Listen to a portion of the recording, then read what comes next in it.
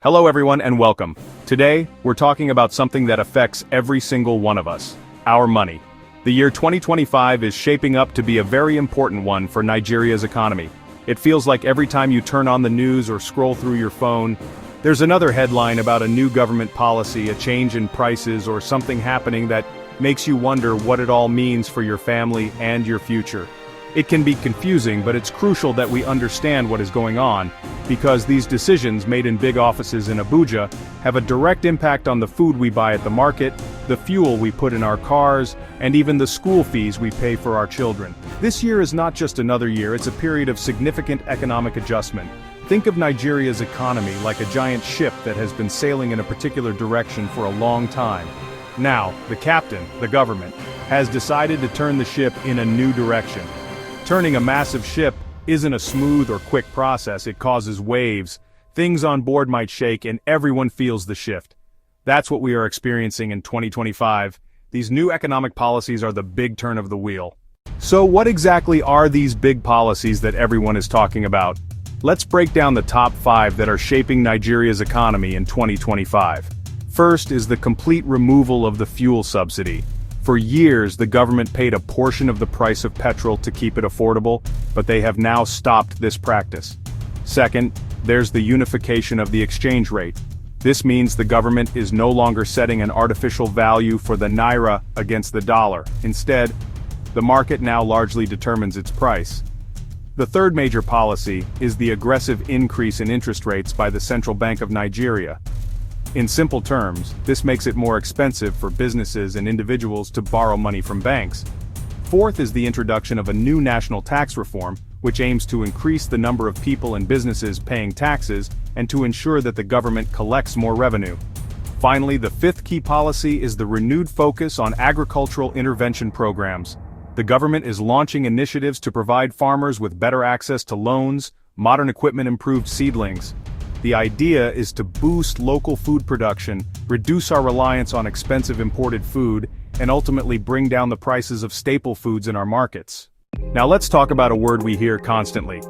Inflation. What does it really mean? Imagine you went to the market last year with 10,000 naira, and you could fill your basket with yams, rice, vegetables, and some chicken.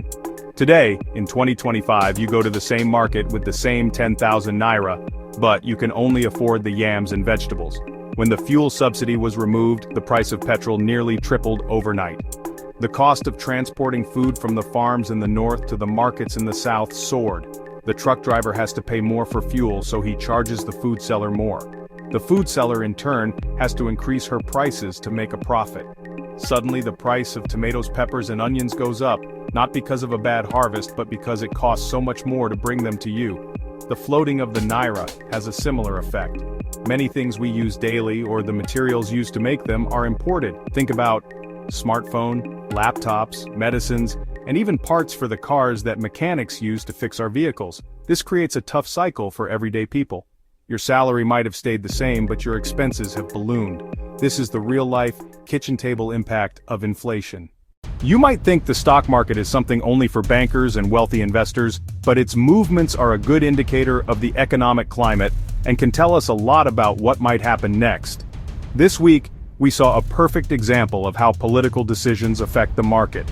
Following the finance minister's announcement on Monday about a potential review of the new import tariff structure, the Nigerian stock market reacted almost instantly.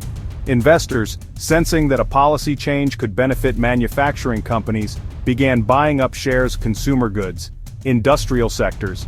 All-share index jumped 1.5% in just 2 days of trading. When investors feel confident about the government's direction, they are more willing to put their money into Nigerian companies. This is good for the economy because it helps these companies grow, create jobs, expand. They pay more taxes, which the government can use for public services like roads, hospitals. They are also more likely to hire more people, creating employment opportunities. A rising stock market can also boost the value of pension funds, which is the retirement savings for millions of Nigerian workers. So indirectly, a healthy market benefits everyone. In conclusion, understanding these economic policies, the reality of inflation, the reactions of the financial markets is no longer optional. It is essential for survival and success in 2025.